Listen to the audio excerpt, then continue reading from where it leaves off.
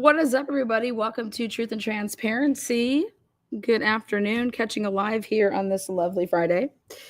Jumping right into it, we are going to be talking about newly uploaded replies. Okay, this is replies to the state's objection. So what you had first is you had the defense filing their suppression motions. Then you have the defense submitting their suppression motions. Then you had the state filing their state's objections. Okay. And now we are to Brian Culver's team replying. So this is a reply to the state's objection. And now there's a bunch of different, so hello to everybody.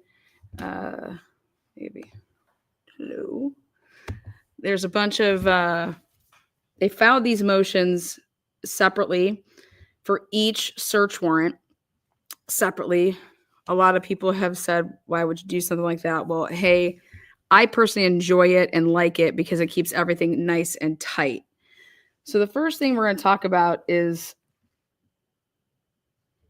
the reply to the state's objection to the defendant's motion to suppress and memorandum in support. And this has to do with the pen trap and trace device. So this is what the state wrote in their objection, just to remind everybody. So comes now the state of Idaho by and through the Latah County prosecuting attorney and respectfully responds to defendant's motion to suppress a memorandum in support pen trap and trace device filed on November 13th. Okay. The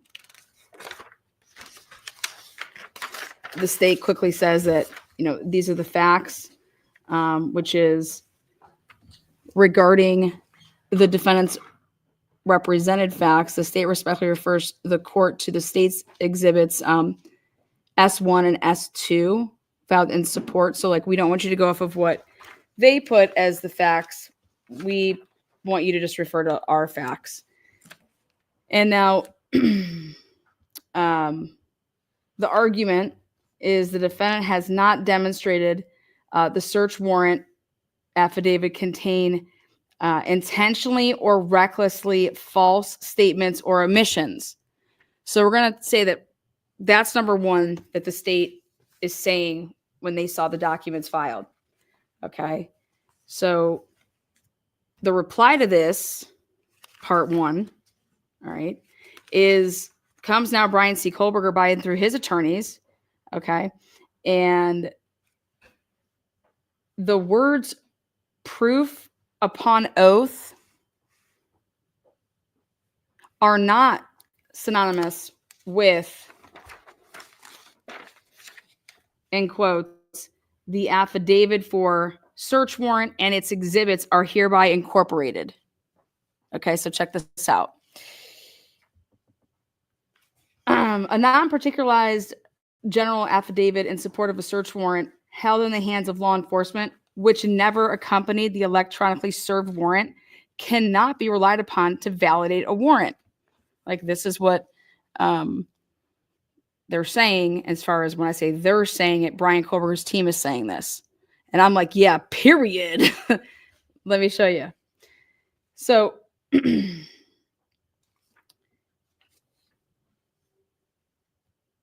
as the defendant correctly notes in his brief, he had a privacy interest. Remember this whole privacy, so you have to get a warrant, okay, because you have privacy. So, okay, great. And so number one is that the argument is that you knew that Brian Kohlberger had a right to his privacy, so you had to go and get a search warrant to obtain what you're looking for. And his defense team is saying that you went and obtained basically an illegal search warrant. Okay. And so here, as the defendant correctly notes in his brief, he has a right to privacy in his phone. Recognizing this, the state sought and obtained a warrant. Defendant mounts a Frank's attack on the warrant. And what that means is when you're having a Frank's attack on the warrant, it means you're accusing police officers, okay, of basically knowingly with the intent to you're basically saying that they're lying, that they are not being on the up and up, okay, and that they knew that they weren't, and that this recklessness of the police officers, that's what we're bringing to light. And based on that, what they did, everything from that warrant is bye-bye. And not just that warrant then, but if you then use anything from that warrant to then go and get another warrant, then that's going to be bye-bye. So that's what I want people to understand, that there's a difference between when you're asking for stuff to be suppressed, all right, versus we want a Frank's hearing. Frank's hearing is we're about to put on blast police officers for their conduct. Now,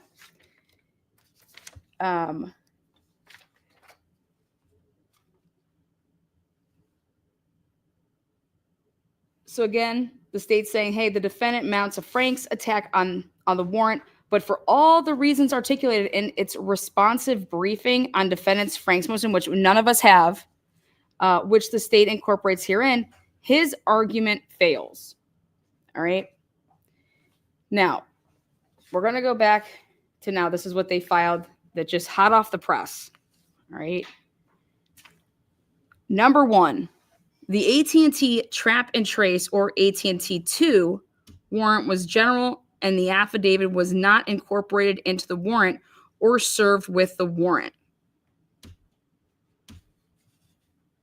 Fourth Amendment to the United States Constitution states the right of the people to be secure in their persons. We know all of this. This is what our Fourth Amendment gives us, right? But Article 1, Section 17 of the Idaho Constitution is virtually identical to the Fourth Amendment. Okay, so not only do we have violations of the U.S. Constitution, but in Idaho, you're also violating Article 1, Section 17. And we're pointing out here, when I say we, the defense is pointing out that Article 1, Section 17 of the Idaho Constitution is virtually identical to the Fourth Amendment, except that oath or affirmation is termed affidavit.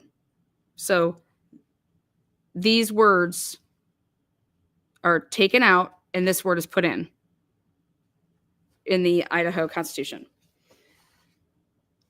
The Supreme Court has acknowledged that a court may construe a warrant with reference to supporting application or an affidavit if the warrant uses appropriate words of incorporation and if the supporting document accompanies the warrant. So you're allowed to do this. They're citing the case. The defense is saying, here, you're allowed to do this. We're citing this case. Here you go. And it's from the Ninth Circuit. It held that a statement on the face of the warrant noting, quote unquote, the supporting affidavit or affidavits was sufficient as a suitable reference and incorporation. And then again, citing this case. The warrants contained no language that the affidavit was incorporated. In misguiding fashion, the state asserts that there is no requirement for specific language and relies on then the state used this case, which upheld a warrant where, quote unquote, the opening paragraph of the warrant unambiguous, God, I can never say that word.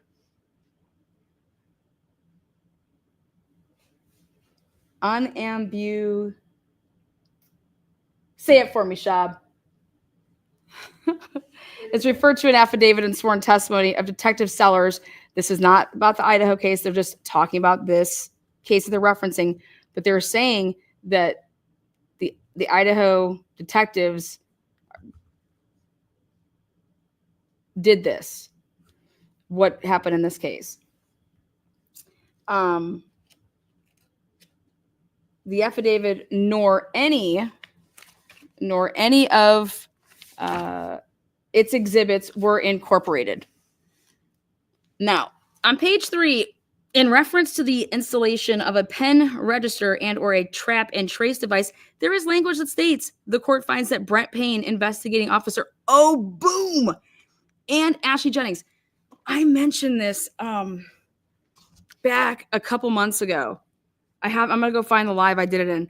And I said, you want to know what's going to come out is when Bill Thompson and or Ashley Jennings has their hand in the cookie jar, and they, as well as Brett Payne, signed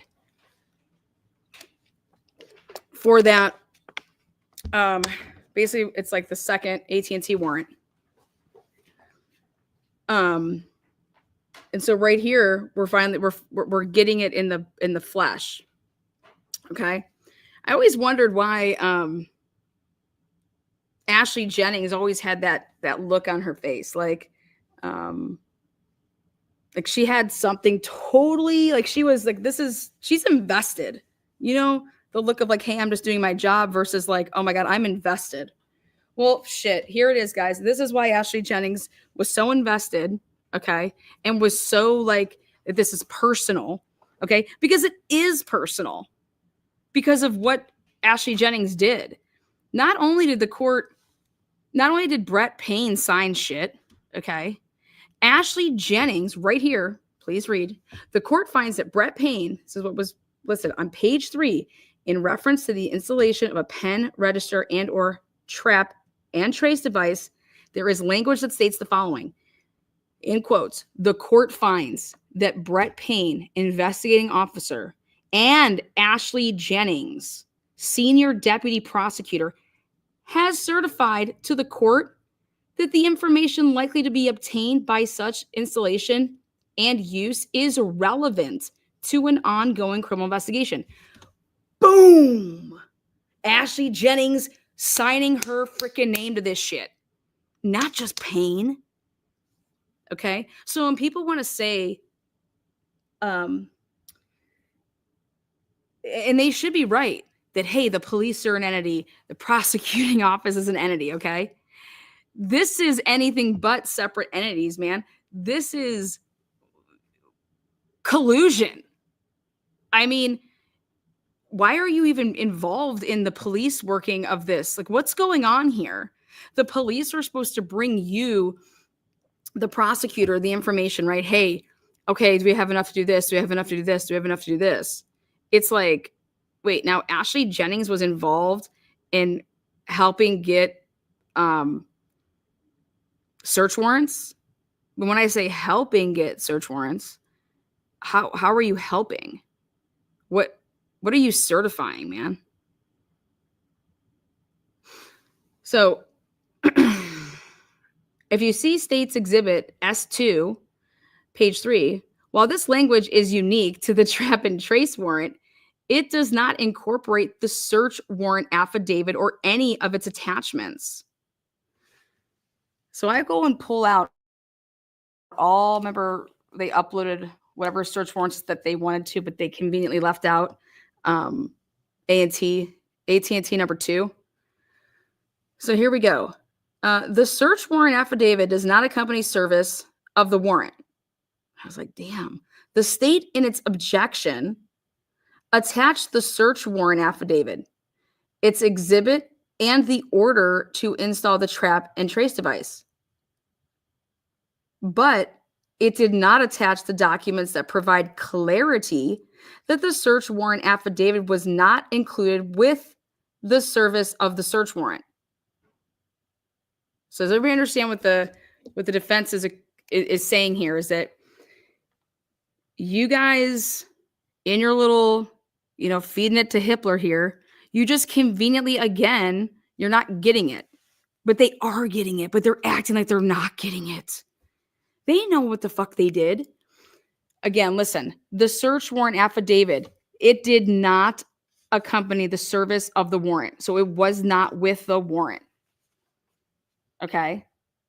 So here is your affidavit, is like that PCA that we've all gone over a million times.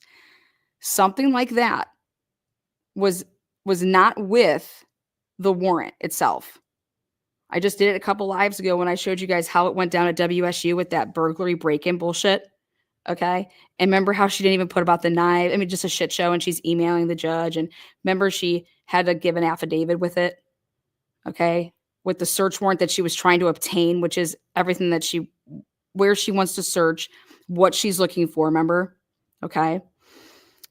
So the state, in its objection, then attached the search warrant affidavit. But it wasn't with the search, or it wasn't accompanied with the service of the warrant. But here, the state then in its objection attached the search warrant affidavit, its exhibit, and the order to install the trap trace device. It did not attach the documents that provide clarity that the search warrant affidavit was not included with the service of the search warrant. Again, trying to be sneaky motherfuckers. Okay? Those documents are therefore included in this filing. So this is where they're like, since they won't give you what I'm basically saying they didn't do and why we have a huge fucking problem, we're going to give it to you here. So that's where it says those documents are therefore included in this filing as attachments, and they didn't seal these. Where a supporting affidavit does not accompany the search warrant at the time of execution, the detail set out in the affidavit does not cure any deficiencies. Boom. Boom.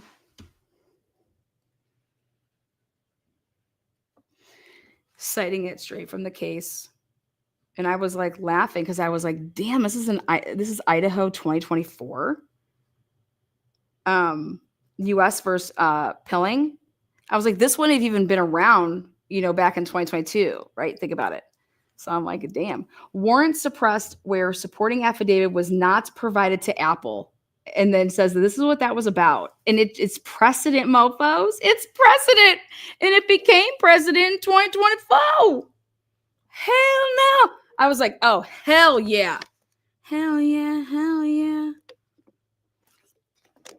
We've been at it on this channel since day one about these damn search warrants. And I said, you guys, this is going to be a big, big problem. These dates don't make sense. This work looks like it's just copy, cut, and paste. And guess what, guys? It was copy, cut, and paste. Okay.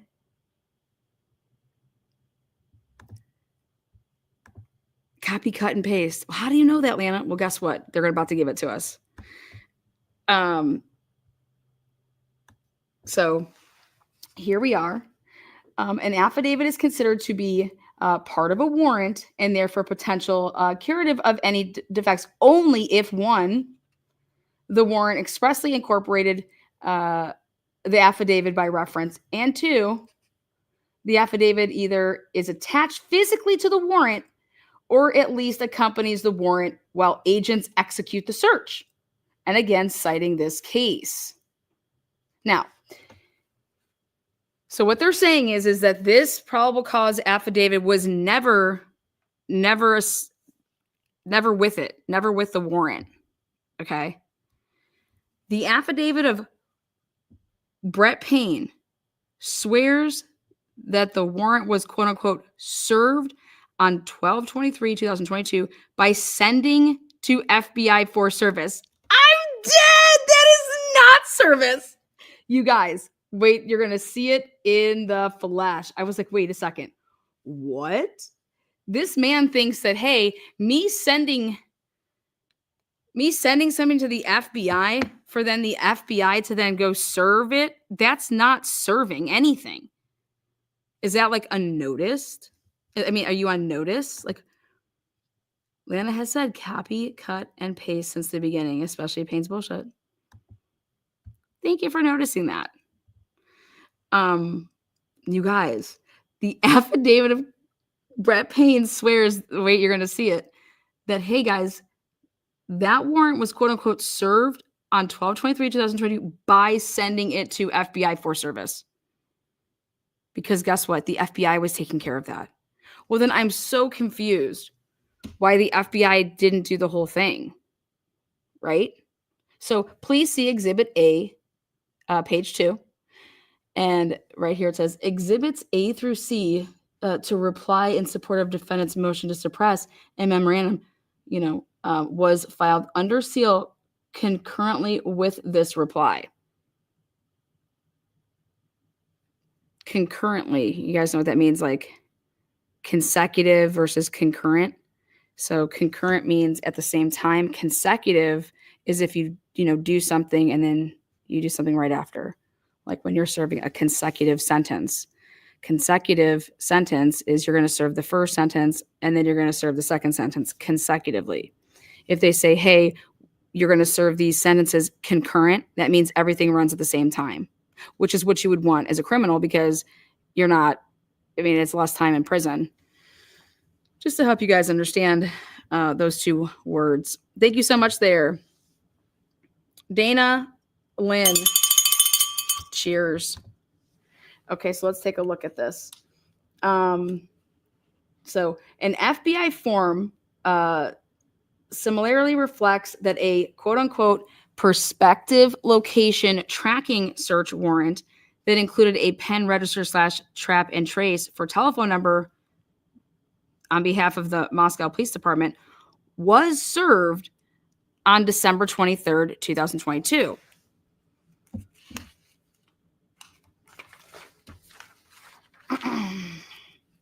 Please see Exhibit B. On or about December 23, 2022, an AT&T, the carrier request form was completed. See Exhibit C, page 1. Attached to the AT&T form is the pen, trap, and trace search warrant at issue. So this is this is the one that we're at issue with. So attached to the AT&T form is the pen, trap, and trace search warrant at issue. This is where we have a problem. The affidavit in support of search warrant not included, as you will see. Okay. And that is, please see pages 3 through 10.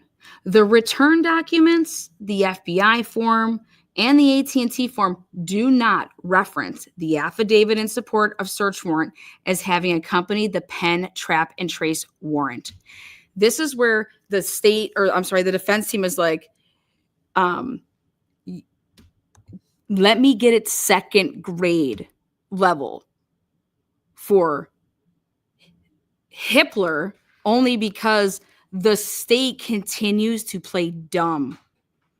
The state, when I say play dumb, they know exactly what they've done. They are going to play dumb by acting like certain words mean certain things, and we're going to ride this till the wheels fall off.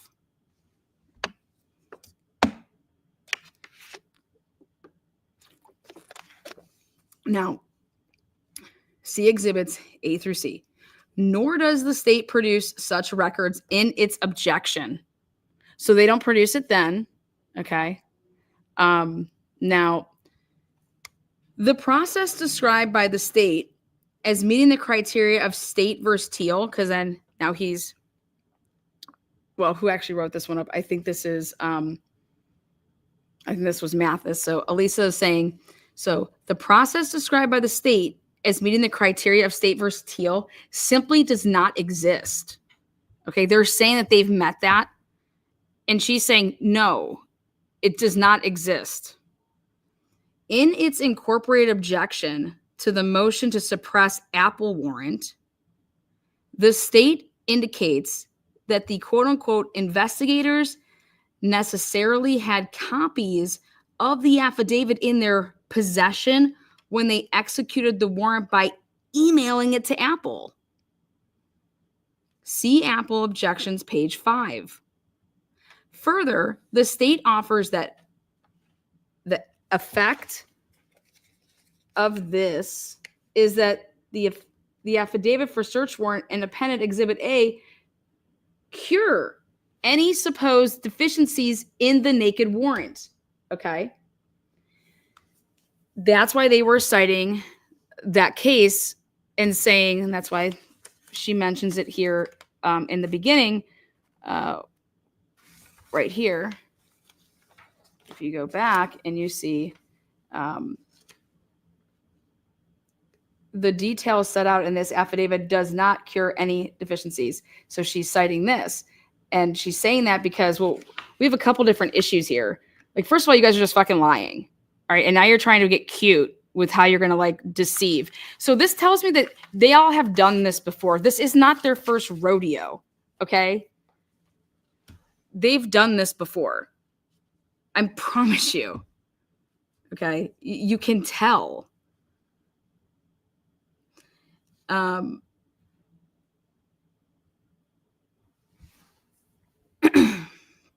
So the effect of this is that the affidavit for the search warrant and appended Exhibit A cure any supposed deficiencies in the naked warrant. We'll see Apple objections page 5 and 6. An officer, that's paragraphs 5 and 6, sorry. An officer sitting at a computer executing a search warrant by submitting it electronically to AT&T and having the affidavit for search warrant in his hand is different than an officer being physically present when executing a search warrant and having the affidavit for search warrant available for reference. Okay? You understand what they're basically saying there?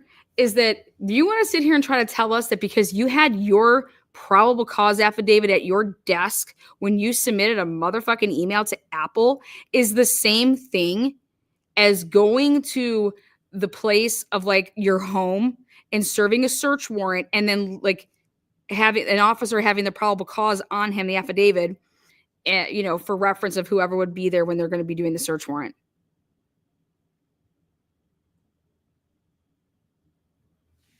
Okay. That is absurd. That is absolutely absurd. But that's what they're like. You understand what they're comparing. They're like, hey, we're about to go serve a search warrant here at my neighbor's house. And so here I have my affidavit in my pocket and I got the search warrant and here we go. But since we're serving a search warrant to Apple, who's like, I don't physically go to a location. It's at my desk when I sent it. So that's okay. Because it was on why aren't you just sending it to Apple with the search warrant? Does everybody understand that? I mean, I understand that, but I have to ask myself, hey, I want to make sure that other people understand. Thank you for that. I take that as a compliment. I need to crowdfund some damn office supplies so I could be like Lana. Oh, thank you. You like that. I mean, this is wild. And if Hippler's like, yeah, this is going to be fine. Look at what this thing lets me do. If I just wanted to go like this. How about that? Look at that. You like that?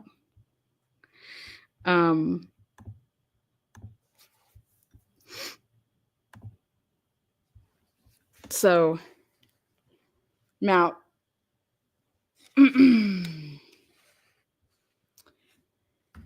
number 2 here, the affidavit submitted in support of the application for the issued search warrant recklessly or intentionally omitted material information.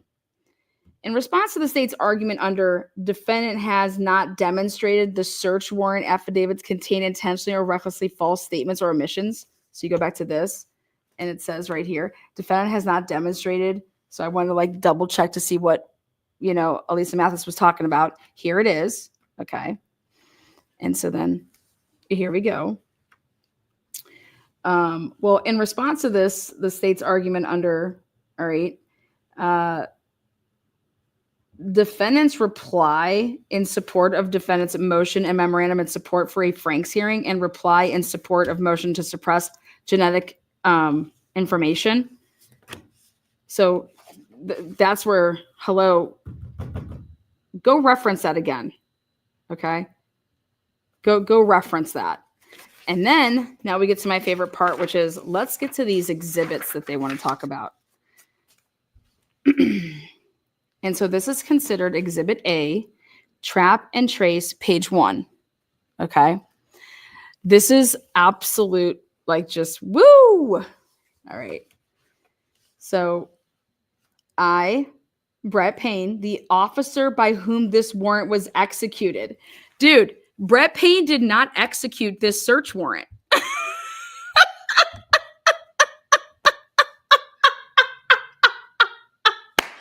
You guys, he didn't execute the search warrant. Okay? He did not execute this search warrant. Well, Lana, what do you mean? Well, because I'm going to show you. Okay? So I highlight that because I'm like, wait, I just read the first, literally, what? 1, 2, 3, 4, 5, 6, 7, 8, 9, 10, 11 words, comma. These 11 words right here, I'm like, wait, what?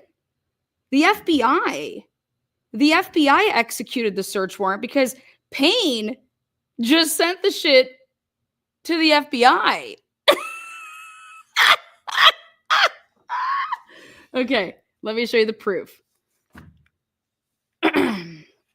Well, before we get, this is just priceless here. People could say, Lana, could just be, trust me, Bella does enough of playing devil's advocate with me with everything I do. You guys, affidavit of Lawrence Mowry right up top. I, Corporal Brett Payne. Wait, what? That is hilarious.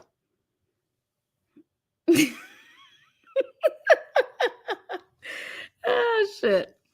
Okay, now, this is where the next main, point it out, Oriani, get him. Well, I'll just do just that. So, on 12/23/2022, I obtained a search warrant for AT&T. The warrant was served on 12/23/2023 by sending to FBI for service. I served the FBI? No. You put what, notice in? Oh, here's the information you need. Wait, excuse me? You guys do know that they go to school for this shit, right?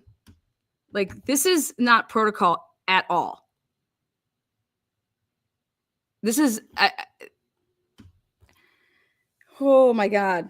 Wait, let me see this again. The warrant was served on 12/23 by sending to FBI. So he did not serve a search warrant. He hit the FBI up with an email when you're about to see this. As FBI hosted the pen register and precision location response portion of this warrant.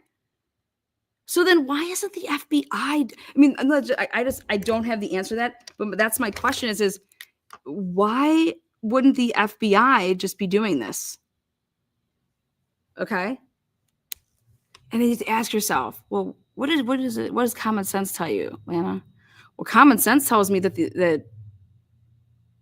that there's some fuckerage going on. Okay. Remember what Payne testified to and said that him and Nick Balance were basically in the same, they were 30 feet apart from each other. 30 feet apart from each other.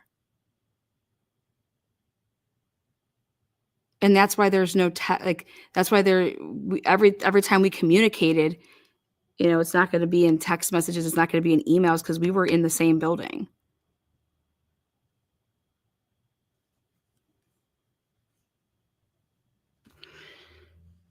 And then remember how Jay talked about there you go.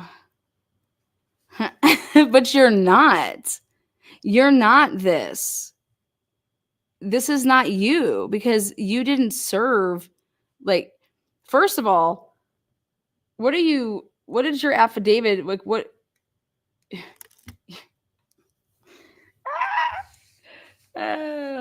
Should Mowry's name be on here too? Remember, we were always wondering why, it was I'm gonna get there. Okay. Receipt and inventory of warrant. Remember what they've always been wanting? They're like, we don't want the receipt. We want to know what you were asking for. What were you asking for? Okay. We want to know what you were asking for. And that way we can have the date. So look at this.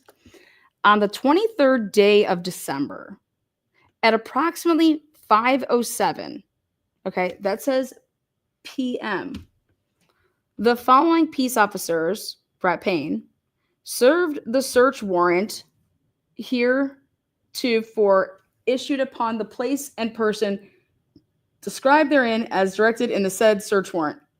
Entrance was obtained by sending to FBI for service as FBI hosted the pen register and precision location response portion of this warrant.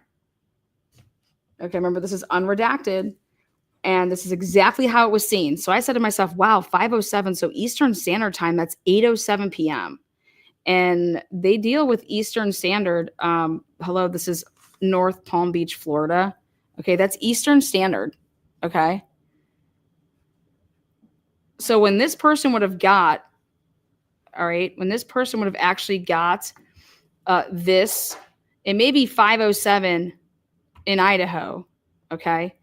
But I promise you in Florida, it's very important to understand this, that it was 8:07. This is going to be really important. All right, Eastern Standard. Okay.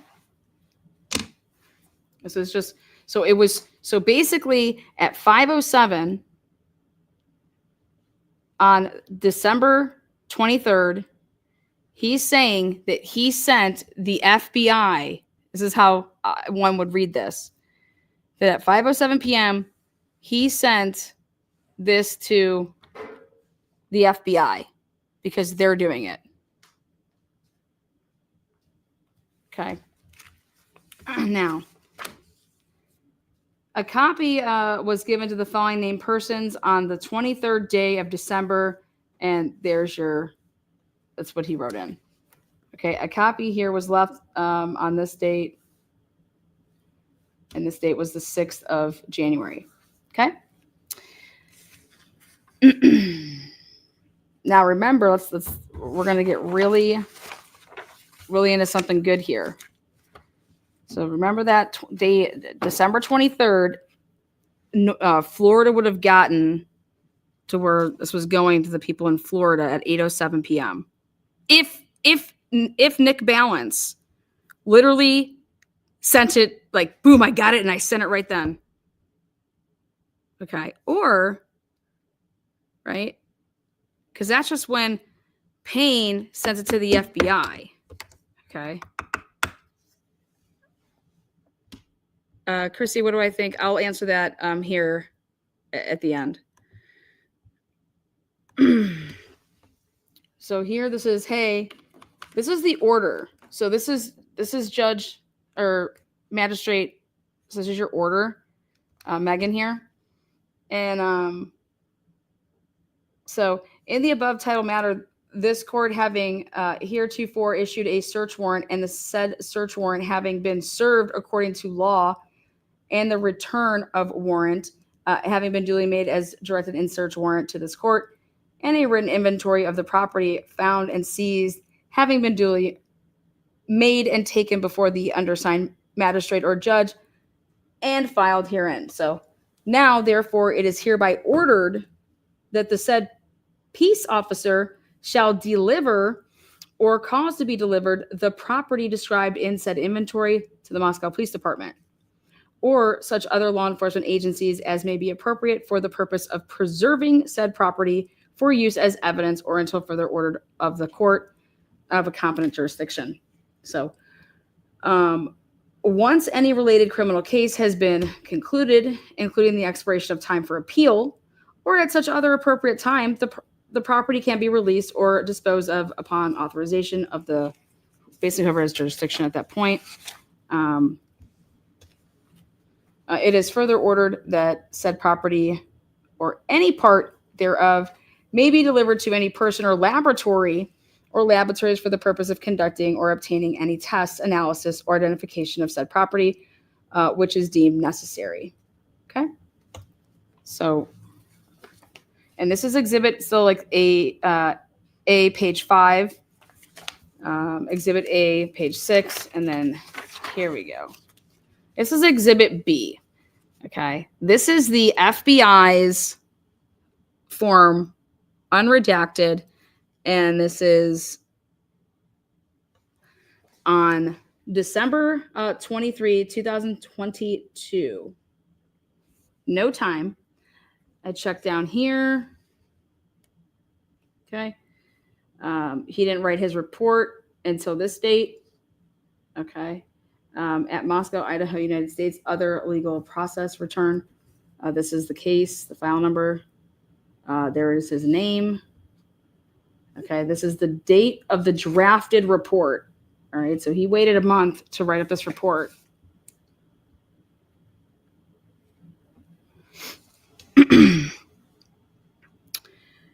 The Federal Bureau of Investigation served a prospective location tracking search warrant that included, so that's why, what time did y'all do this? Okay, so everybody has to understand what happened here. Moscow PD, MPD, they send to the FBI basically a notice here, you guys are going to be going and getting this search warrant. Okay, they just send it, so MPD just sends it to the FBI. Then the FBI has to then send it to who? Well, AT&T to get this trap and trace, okay? So the question is that this was sent at 5:07 p.m., which is 8:07 p.m. Eastern Standard on a 12/23, 2022 at the time. Okay? Now, let's take a look. So, on behalf of the Moscow Police, so telephone number on behalf of the Moscow Police Department. So they're doing this on the behalf of the Moscow Police Department. The information captured as part of this legal process is being attached to the 1A section of this serial. Okay, now boom. AT&T, here we go. Daddy! Lana, you love this shit, don't you? I do. Give me documents all day. First thing I noticed on this mofo, what pumps out to you right here? And I was just like, oh, hell no. Hell no. Hell no. I said, wait, excuse me?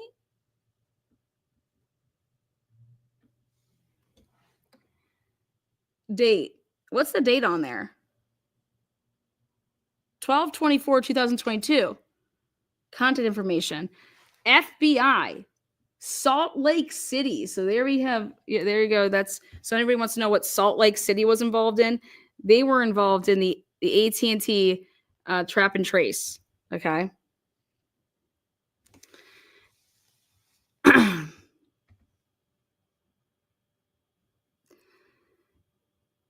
What is this? Where does it say it's going to?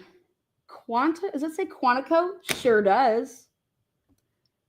Quantico, they're working on Eastern Standard Time Zone. Oh, there it is. North Palm Beach, Florida, right? Eastern Standard Time Zone.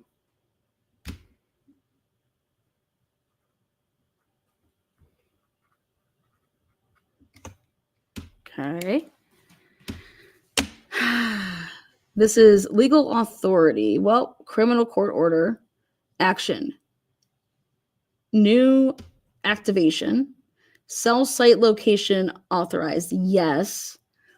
Court order docket number, CR29, then I was like, interesting. Date, time signed. This is interesting. 12/23/2022, 5:53 p.m. Mountain Standard Time. Mountain Standard Time. Isn't Moscow in they're not in Mountain Standard Time. Are they?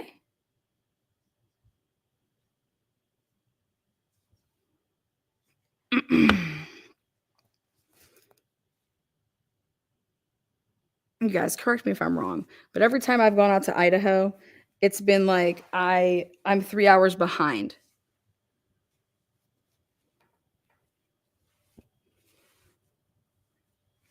Some of Idaho is, but where's I thought Boise was in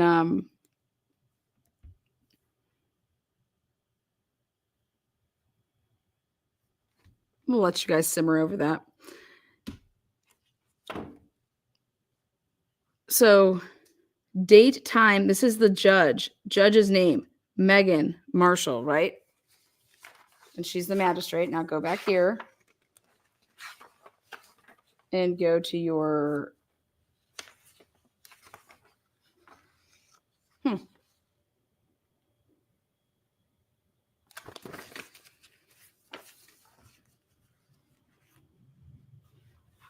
on the 23rd day of December at approximately 5:07 p.m., the following police officers, Payne, served the search warrant, but this is what he's saying, that how he served it is sending to FBI for service.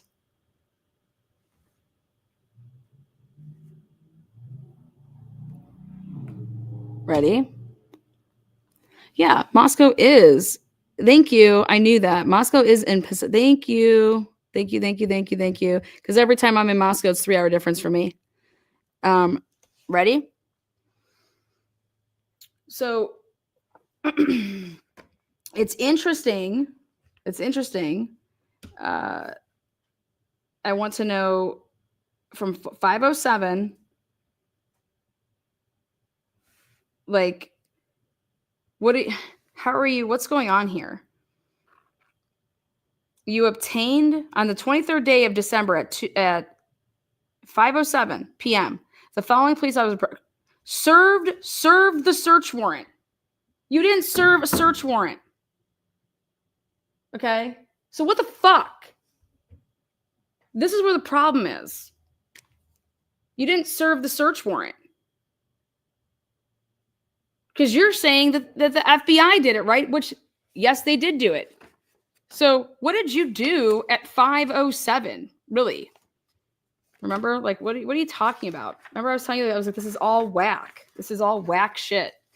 So here we are now, and we're saying, now they're saying here, date, time, sign, 12/23 at 5:53 p.m.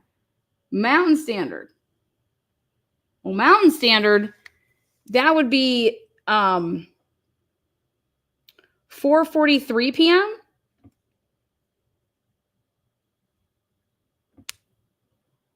in Moscow, because they'd be an hour behind Mountain. Okay. So if this is even accurate,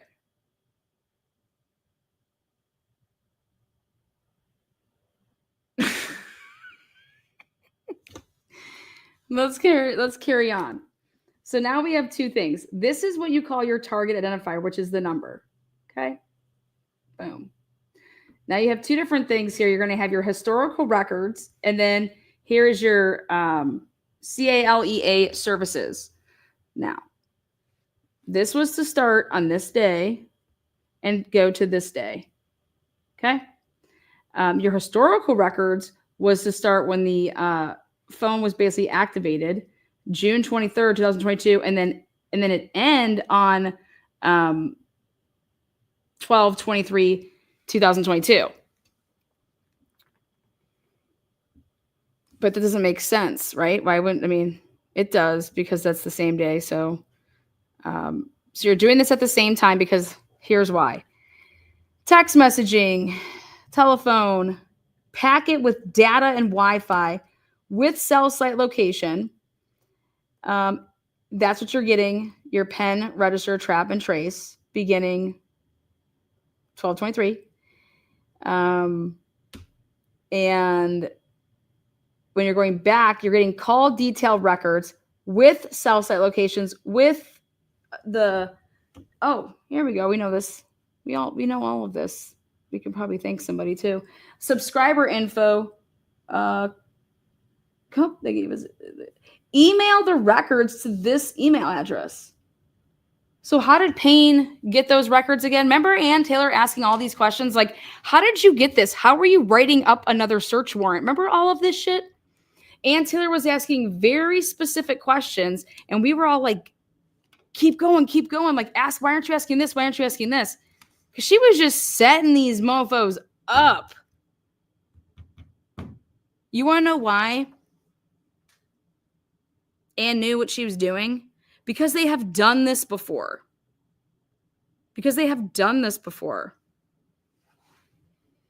But here we're finally going to catch him. Location services. Okay. Guess what we're going to be doing here? We're going to be GPS pinging this man's cell phone at a frequency of every 15 minutes. And primary email. Secondary email. And my guess is this is where that's going, that information is going to be going to. So when you're like, monitoring this shit, like that's where that information is going. Ready for this? So you're going to sit here and tell me that for anybody out there saying, we lost him, we lost where he was, right?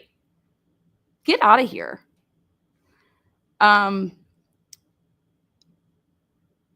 You had him pinging every 15 minutes, right? And you blew in the doors to arrest this man.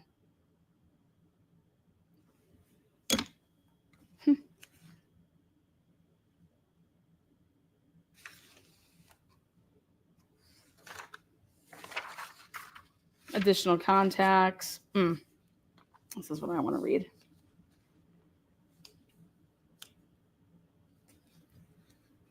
And non-disclosure order pursuant search warrant. Okay. Search warrant and order authorizing installation and or use of a pen, register, trap, and trace device. To any police officer authorized to enforce or assist in enforcing. So here, this is then the trap and trace, right? That we're about to look at. But it's like, okay, where's the...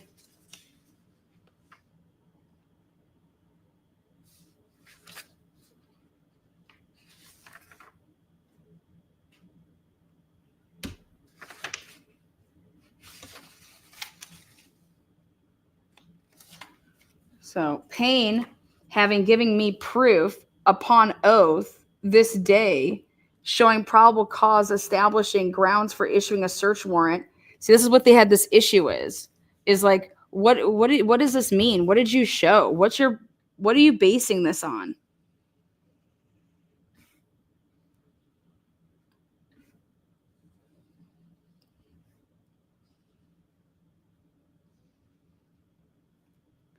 So upon giving me proof that, guess what? We're going to find that homicide occurred. So, and are currently under the control of AT&T for historic cell detail records for the telephone number with cell sites for all voice. Okay, I need to know all the way. And then it's saying you want your subscriber info, device identifying information. For the device using the target address. What target address are you using?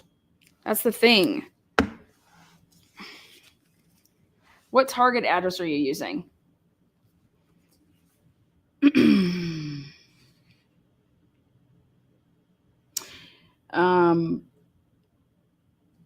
Usage and location information, including stored and transitional or transactional records for all voice, SMS, data connections such as inbound and outbound call, message, rate, or other communication,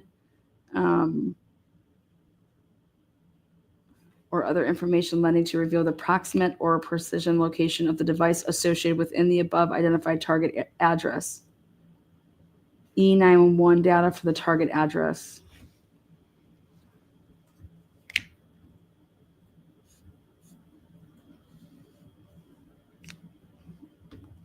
For internet communications, details such as IP address.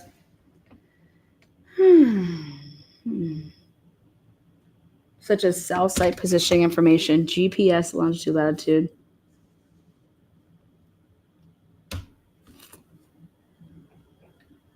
And what the physical address of cellular antenna, towers used by the customer's device.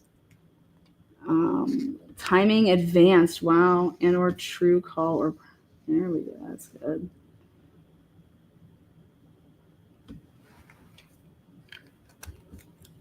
Subscriber identity information for customers who contact or are contacted by the device. Oh, shit. Oh, no. Say it ain't so. Right there. I was waiting for that one. subscriber identity information for customers who contact or are contacted by the device using the target address. Who be calling?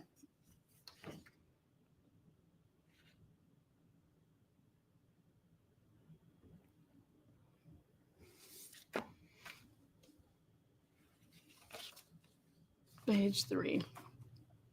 You are therefore commanded to search the above described premises for the property described above, to seize it if found and bring it promptly before the court above named. This warrant shall be executed within 14 days. Let's see.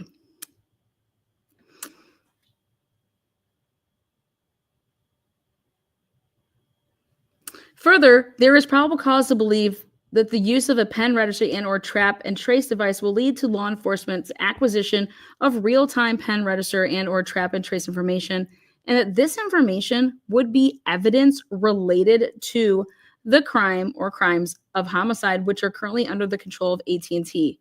What? The court finds that Brett Payne, investigating officer, and Ashley Jennings God bless, I love it. Ashley Jennings had to assist in getting this done. Oh my God. Ashley, you dirty dog, you. God, the court finds that Brett Payne, investigating officer, and Ashley Jennings, senior deputy prosecutor, has certified to the court that the information likely to be obtained by such installation and use is relevant to an ongoing criminal investigation. Pursuant to IC 18-6722, the court finds that the identity of the person to whom the phone is leased and or whose name is listed in the telephone line to which the pen register and trap trace device is to be attached is Brian Kohlberger.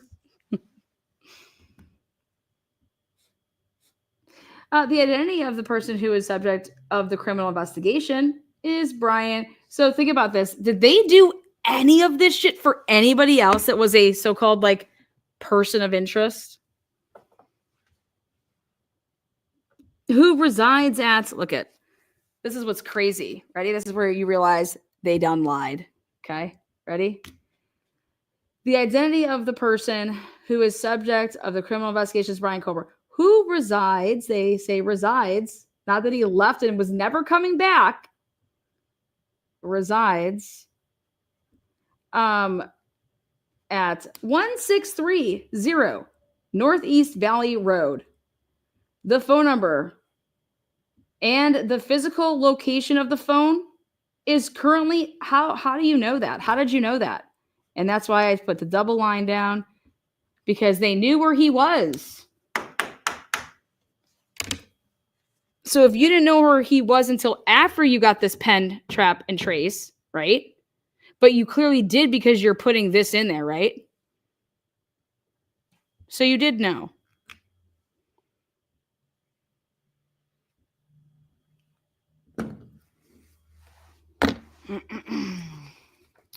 So is currently Albright, Pennsylvania. The phone's service provider is AT&T. Which, remember, that's a topic of conversation right now, which is how did you find that out? The geographic limits of the trap and trace order are just in the United States. You know, if he goes outside the U.S., sorry.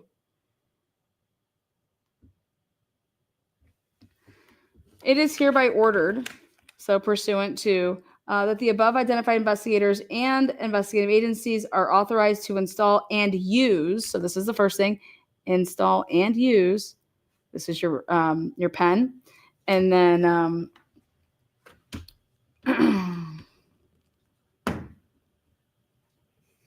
use the second thing.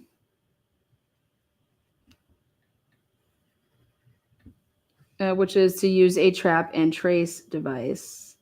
Now, remember, Payne said that they had to use that because they did not know where he was. They did not know where Brian was.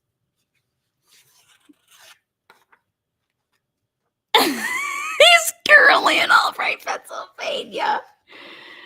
Wah, wah, wah. Let's see. Then it is further ordered based upon probable cause that the above identified service provider, investigators, and or investigative agencies are authorized to use a cell site simulator. So they hadn't used it yet before obtaining this. To use a cell site simulator in connection with the target address. And that's why I said, well, what is the target address? Would the target address be what? 11? Remember when Ann Taylor was said, well, what are the target addresses? But because here it says only one, which is address. Okay. And that any cell site simulator device may be used in any geographic area necessary to locate the device using the target address in real time.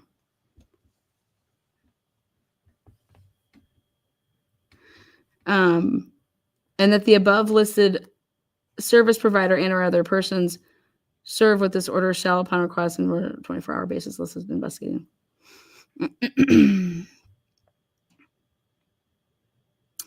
They wanted that GPS. Okay, so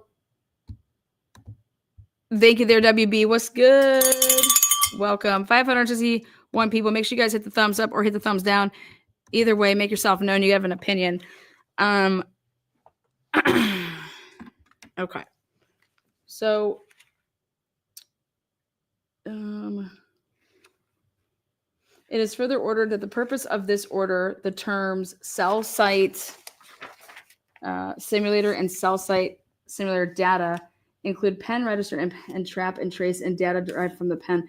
Remember they asked, how did you get your second warrant? Like, what were you, like, what are you doing? Like, how are you obtaining the second warrant? Remember when Payne was asked that, like, what did you use to obtain it? Remember asking all these questions, like, well, what did you use? Like, in your probable cause, like, what did you use? And you know what he said? He said we use what was in the, the probable cause that everybody's seen before. Like, we use the statements made from the roommates, data, the victim's data from their phones.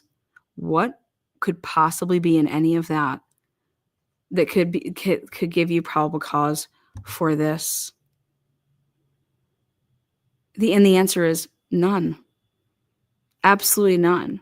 Why do you think Ann Taylor was asking, hey, so what did you, because she legit did not know, because they did not include a affidavit with this.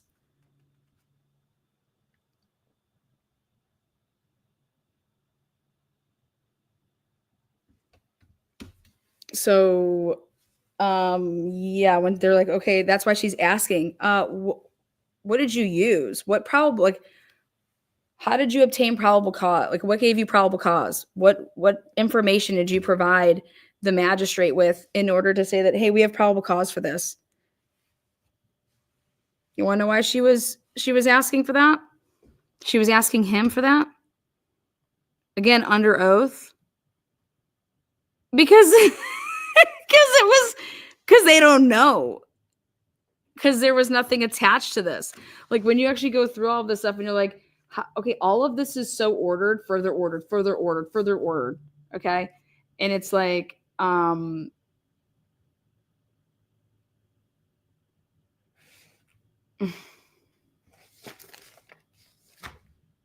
it is further ordered that the investigators and investigative agencies using a cell site simulator shall take all steps necessary to limit collection of any information or metadata to the target address.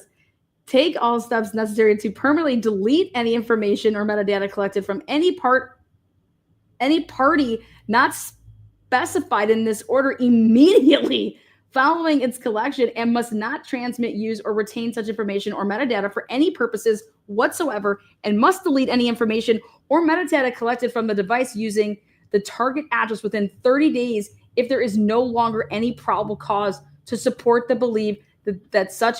So remember, we're like, okay, well, where's the If you're using a cell, where's the data that you collected? And remember, there was and then they tried to talk about, well, like, you better not have deleted anything because you still had your warrant going. Like, there should be data. Well, obviously he was arrested on the 30th. So, but you're going to have data from the 23rd to the 30th. But then now you're going to have data from the June 23rd to, the day he was arrested. So, you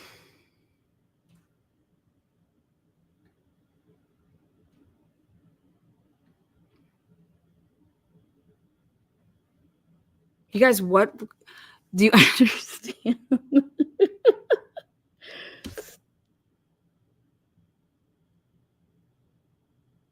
What did you say you found in order to be able to keep going and getting these warrants? You understand? There is no probable cause. That's the moral of the story here, guys.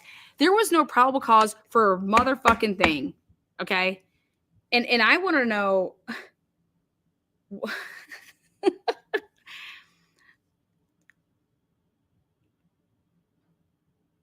I want to know how anybody thinks that this is, oh, great, Kohlberger's going to get off on a technicality. Wait, what? No, like, there's nothing, like, first of all, this isn't a technicality. This is violating our rights. Okay, this is not a technicality. Okay, this is violating our rights. What is going on here? It is further ordered that this order is effective on December 23rd at 4:53 p.m. And then I said, remember I was doing the math for y'all, okay? Because remember I said 5, see, this is, Moscow is in PST, okay, PST, now ready? I was waiting for the final boom, ready? 4:53 PST is 5:53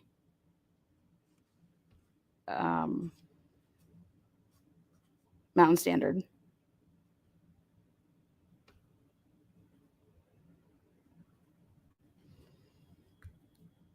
So she's making this an order 5:53 p.m.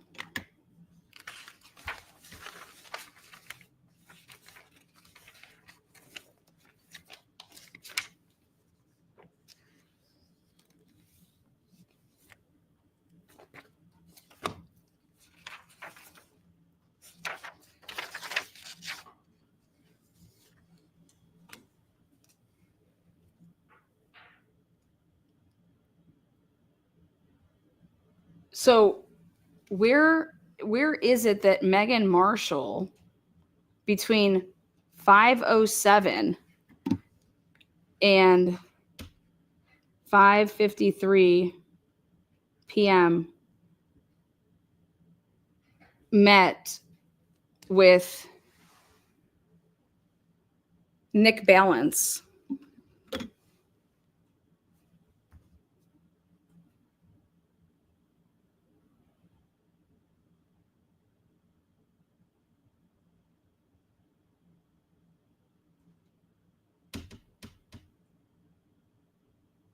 How does Megan Marshall, like, so I'm coming to you to get a search warrant, but I'm not getting a search warrant because I'm sending to the FBI for service. Okay, wait, because I obtained a search warrant, then I'm sending to the FBI the search warrant that I obtained through Megan Marshall. This is like, how can getting a search warrant through Megan Marshall, like, what the fuck? What's going on? How does this work? You guys, I like legit have no idea. But all this is telling me is that, like, wait a second. First of all, where is the probable cause affidavit? Where was that in here? Where's the probable cause? Did I miss it?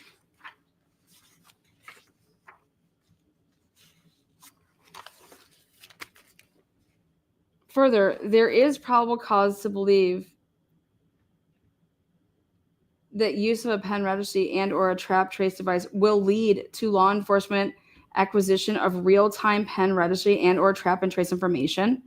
Wait, no shit. No shit.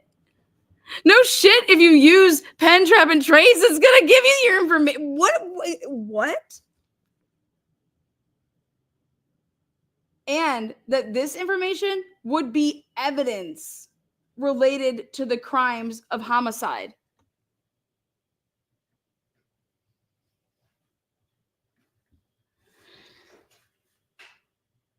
Which are currently under the control of AT&T.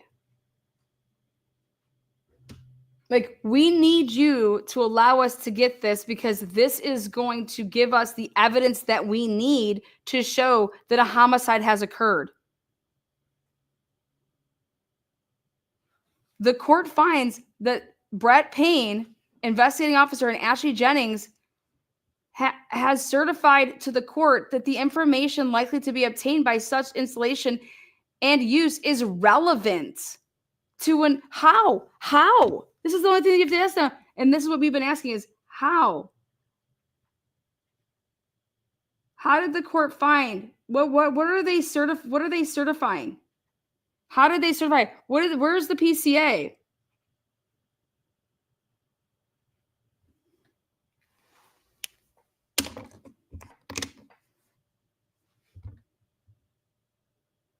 It's circular reasoning. You guys, what is going on? And how does one catch this stuff, right? Because it's happened before. It's happened numerous times. And I think somebody was pretty sick and tired of it happening. Ashley Jennings, what have you gotten yourself into? Now, somebody asked me earlier, Lana, what do you think should happen because of this? Oh, Jesus. I still have yet to see, do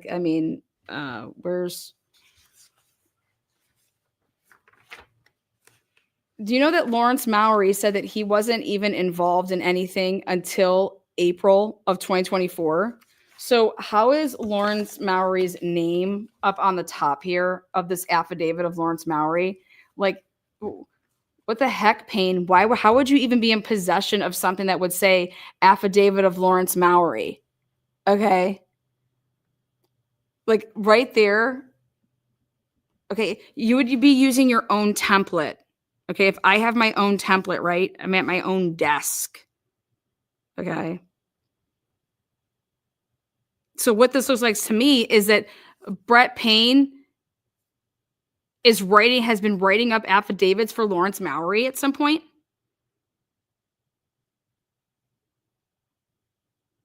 Like, just think about this. Think about if you're sitting at your desk, okay, and I'm supposed to be, okay, I'm going to write up my affidavit, to get, like, how would I ever be in possession of to even write this?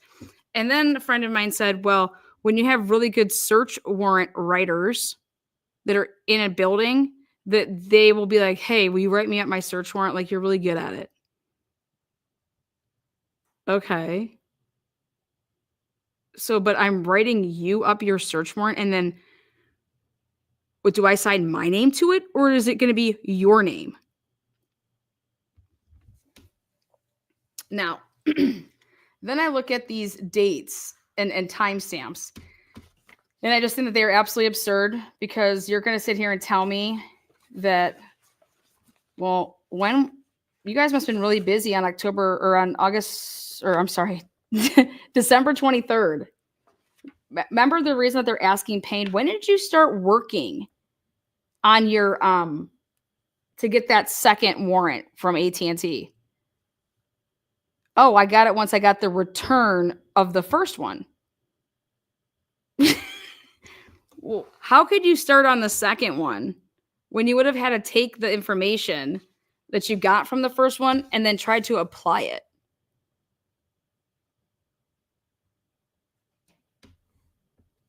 Okay.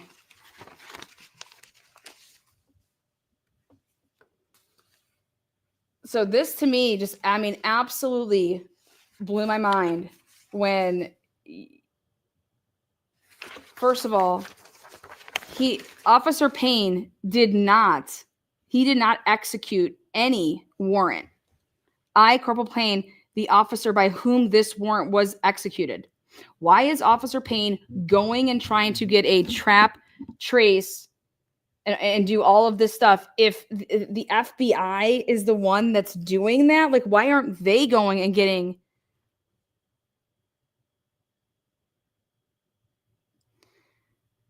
He didn't execute. And then do you remember when I was like, why was Mowry getting emails back and then having to send them to Payne? Like, and it's just like, well, it's just interesting because when you look at this, AT&T,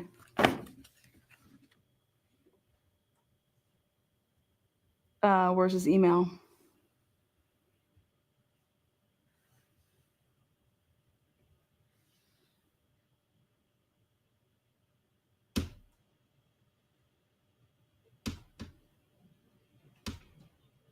He put his email on here.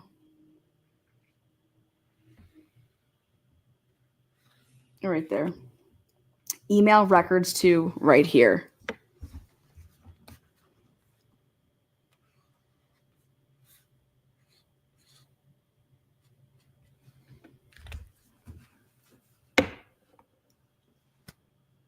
This is just... So what do I think should happen? Well, I think that everything that to do with any of this stuff should be tossed. I think that's what happens. And so all I've gotten through for right now is we got through the reply to the state's objection to the pen, trap, and trace. And so I think that, well, there was no probable cause affidavit attached to your pen, trap, and trace. So this is gone. So whatever they got from this, bye-bye. And then anything that would trickle off of it is bye-bye. It's fruit of the poisonous tree. So, I mean, the rules are clearly stated. Like you would put your probable cause, the affidavit is supposed to be with, and we just went through all of this because it was laid out because, hey, the state is no longer going to gaslight you again, Hitler, with their response. So my reply is that, hey, this is the shit. Nowhere in here, like, where is this? The details set out in the affidavit does not cure any deficiencies. The affidavit of Brett Payne swears that warrant was served on 12/23/2020 by sending to FBI for service.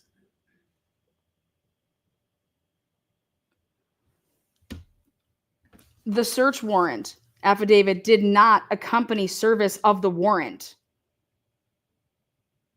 The state, in its objection, attached the search warrant affidavit, its exhibit and the order to install the trap and trace device.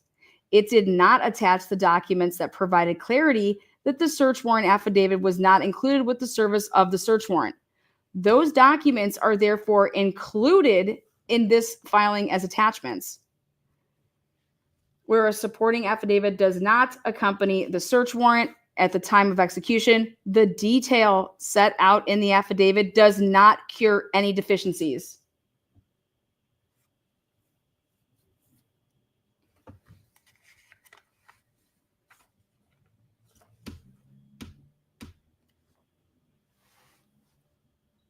You're just doing whatever you want. But think about this. Why didn't they just do it right? And there's a very simple answer. Because nothing that they had information-wise would lead to probable cause to be able to do any of this. What is a convict's thoughts? What's good? Hope you're doing well.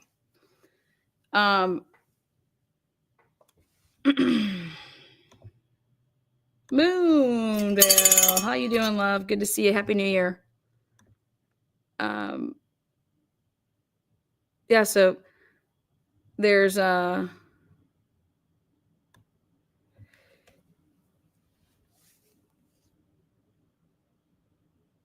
you're trying to see where Brian Kober was on the night of the murder, okay?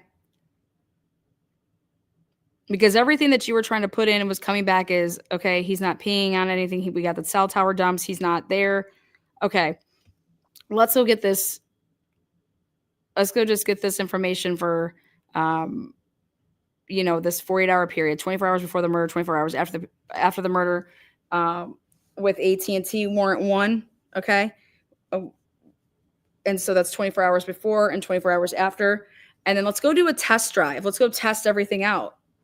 And then let's label it all out there and then provide it in this, probable cause to be able to get the rest of everything, right? Well, then that's what they're going to say is that we did do that. And we made this little loop-de-loop.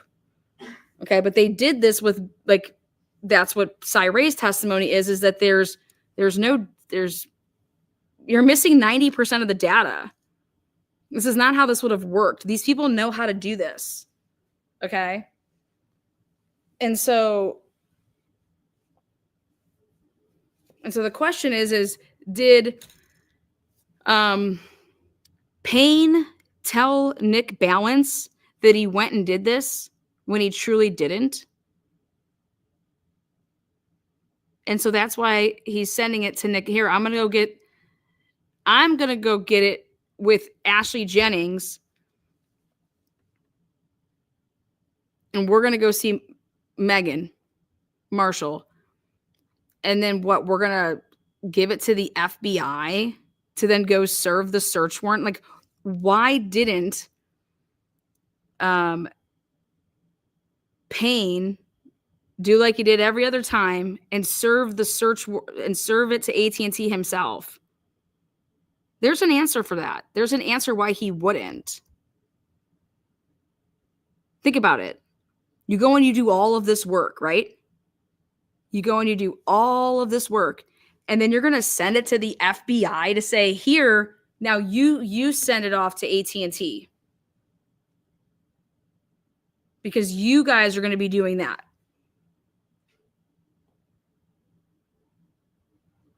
That doesn't make any sense. You would have done this. Okay, hey, here's the first search warrant return. Okay, I'm sending you the receipts. Here they are. Boom. Send it to Nick. And then Nick says, okay, I'm going to go ahead and then take this and then do what I do with it. And then if I'm going to be doing the location with this trap trace, all this pen bullshit, right? So I'm going to then do all of that. So I would be the one that would be writing up then the search warrant, right? And doing all of that, right? But see, that's not what happened. Ready? So basically the FBI was what? Lied to, right? That's what's going to come down to. Is the FBI going to out Moscow Police Department? Okay. Or is the FBI going to have their back? Because it's very obvious to me what happened here. But what should have happened would just be this. I go and get search warrant 1 with AT&T. Here's all my returns, right? I share them because Payne's like, I don't know anything about that. So, I was just the one that was writing it up. And then Nick Balance and those guys in the FBI, I don't even know their names. They did all of this shit. And so they had you be their gopher here, right? Who you've been with a police force for just a couple years. You don't know anything.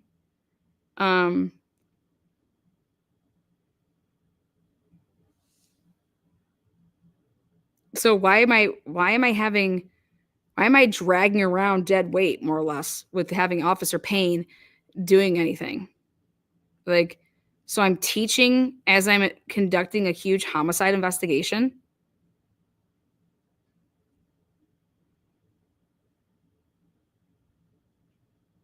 So what they did here, and what Officer Payne testified to on the stand, is that, okay,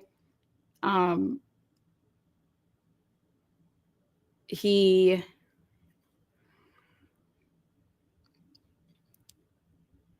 said Officer Mowry did something, remember? I don't know. I didn't do that. Officer Mallory did. And then and Sarah's like, well, no, Officer Mallory just testified. And he said that he didn't have anything to do with it. Remember that? Remember that? Now, does that make a lot more sense when you look at this and you see this? Affidavit of Lawrence Mallory. Does it make a lot more sense?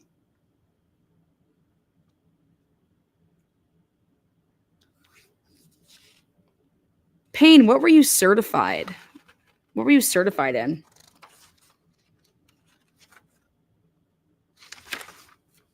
After reading this, then when you want to lay down, listen to Payne's testimony again. Listen to Officer Mallory's and then listen to Payne's.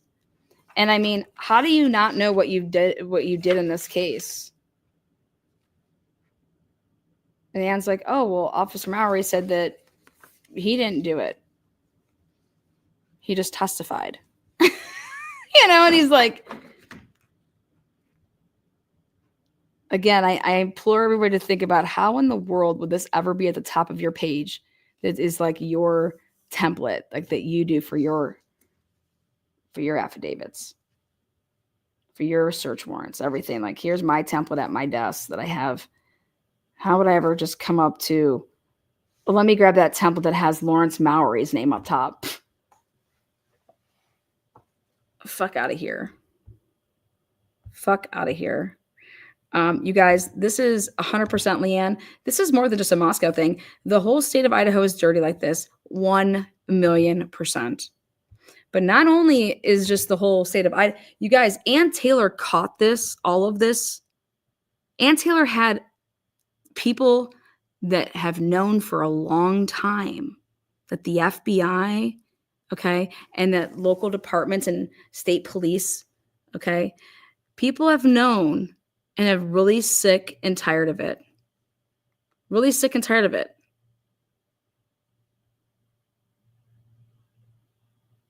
Sick and tired of people. You know what? Nope. No more. No more. No more.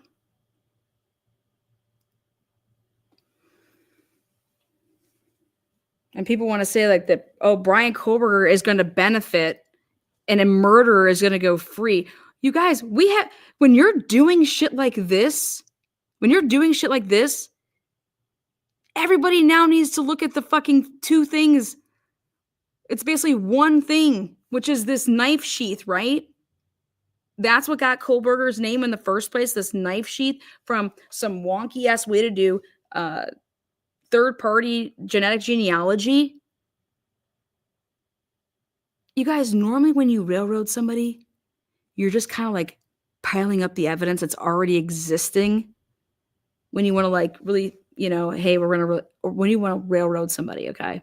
Here, there's this little, like, there's going to be evidence. It's not just going to be one thing.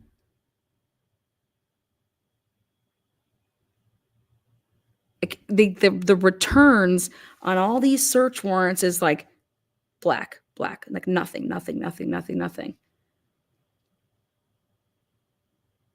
In mainstream media, yet another person on the chopping block because law enforcement wants to come out and say, look at how great we are. Look at how we work with all these agencies together. Everybody put their egos aside and we all work together. Bullshit. This case is going to go the distance, and this case is going to show, and just like how the Richard Allen case was showing it. Even though there wasn't a trial, guys, we all saw in all the pre-trial, all the hearings. You guys, that's corruption right in front of your face. Richard Allen lost his life, okay, and is going to serve the rest of his life in prison unless he wins an appeal. Okay, and I think he has a decent chance at doing that. All right, but that doesn't take away because Richard Allen was found guilty. That doesn't change the facts that we all witnessed the pretrial, just like Karen Reed's case. This is no different. We're all witnessing it here. You could either say that, oh my God, this is such a mistake, but have they said that yet? Have they said that?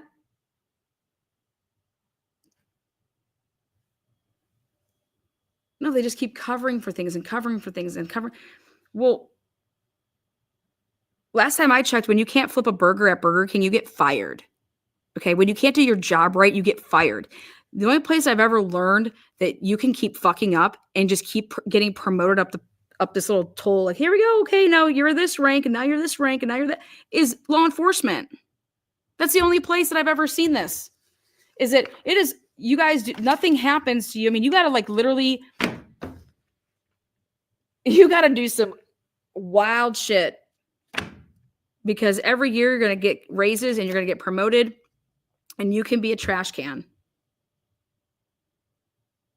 Trash cans get promoted in law enforcement. Why? I'm telling you, I'm going to go file an application. I want a job with the government. I want to work in the Columbus Police Department.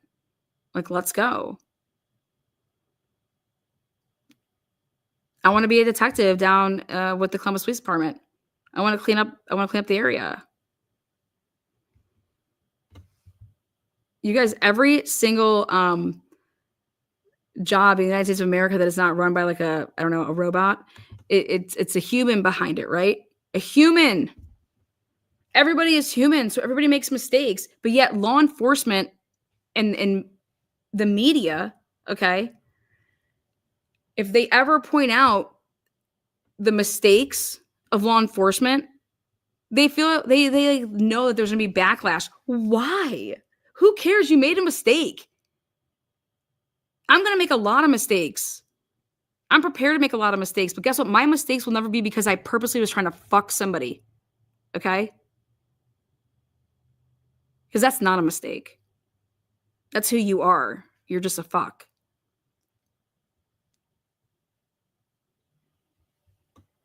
People make mistakes when they're trying, when they're putting forth effort, you know? There's nothing wrong with making mistakes. It's admitting that mistakes were made, right? And realizing it. And maybe they did with this case, but then they also realized, well, if we admit these mistakes, we're going to lose our guy. And so we can't do that. Messing up and moving up is quite common in practice in most industries. Well, yeah, if you're going to play the game. Moscow, Idaho is very reputable for being shady. What up? They need to find a suspect, and BK became that person. I don't know what they need, but these papers, you guys, we have so many to go through. I'm going to do a live a little bit later. I'm going to do a Friday Night Live. I have plans here for dinner to go do stuff. But I'm going to be talking about all these papers this evening. This whole weekend is dedicated to literally Brian Kohlberger Fest, bringing in 2025 the right way, the same way I ended 2022, because these next 6 months of this case, fuck the trial right now, because pay attention to what's going to be happening and seeing what is allowed in and what's not and what happens over these. I mean, this is the grind time. You're basically, you're going to be determined if you're going to be found innocent or guilty before it even gets to the trial, based on what's admissible. Kay Miller turning everybody green. Corruption. Yes, there's a difference. Exactly. There's a difference between corruption. There's a difference between mistakes. And so do I see mistakes in here? No, I see people being sneaky, and there's no reason to be sneaky. That's what I see. I see sneaky shit. I see flat out, like, you guys are just dumb, and you guys can't even be good at being, naughty. So I don't know. But what should happen because of it? Well, we're going to get down to this whole, I believe that they relied everything on IGG. I do. And that's not how you're allowed to get search warrants. So if you relied everything on IGG, then everything's gone. Like, what is there against Brian? Incompetence is a reflection of leadership, guys. Always remember that. Okay, you are who you surround yourselves with. You know how good it feels every time I hear, like, oh my God, we love the mods here. The mods are awesome. Like, That's like, you have no idea how awesome that is to hear. Okay? Because they are awesome. But you are who you surround yourself with.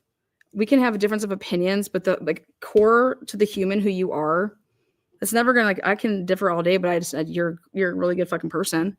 You know, think about our significant others, how much, you don't see eye to eye on stuff, but they're a damn good person.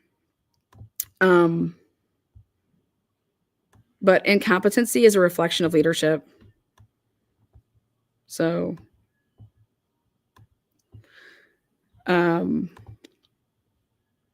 so true. You are the community you keep. Yeah. Love you, Dinky. Oh, Twizzle stick in here. No way. Twizzy, baby. You know what? Sherry D's, she's working her way up to, I usually do it right before the holidays, and I have to usually give out some wrenches, but Sherry D, she's getting the Lana's Choice Award. So Sherry D, look at that next live. I think you may just have a little bluish in that color, girl. But so I love the mods here. It's a safe zone and always respectful, even when opinions are different. Yes. Hell yeah. Idaho police are crooked. I know Sherry D, what are you doing right now when you just found out that news? You know what sucks though? In being in the industry of law enforcement, there ain't no ratting on, like, who are you going to go rat to? Who are you going to go tell, hey guys, I'm not having any part of what this guy's up to? You're going to go tell that to the captain? Like, just think about it. There's just no, we're so bad.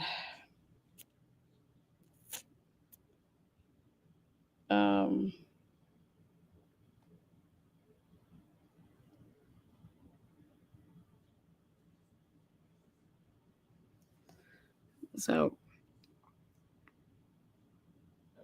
but you guys rock. Thank you guys so much. On your way out, like I said, thumbs it up, thumbs it down. You have an opinion, make yourself known. And again, thank you so much, K Miller. Moto Man MX. I like that. Moto Man. Messing up and moving up is quite common practice in most industries. So is spreading your legs and running to the top. Cheers to 2025, baby. Here's the leg spreaders of the community. You guys rock. I love it. Thank you, everyone in chat, for all the congrats, love. Oh, H-Bag, where have you been, you son of a bitch? I love it. Oh, you guys, I love it. All right, join me a little bit later, probably like around 9:30. Gonna be going over, we have, I want to get into Jay Lawson's snarkiness, but I see a lot of arrogance here on the state's part. Like, what are you talking about? There's nothing to see here. We didn't do anything. And they're trying to make it seem like the defense is just nitpicking. This is anything but nitpicking. So we'll talk soon. All right, guys. Thank you so much. Enjoy your evening until we speak later. Peace.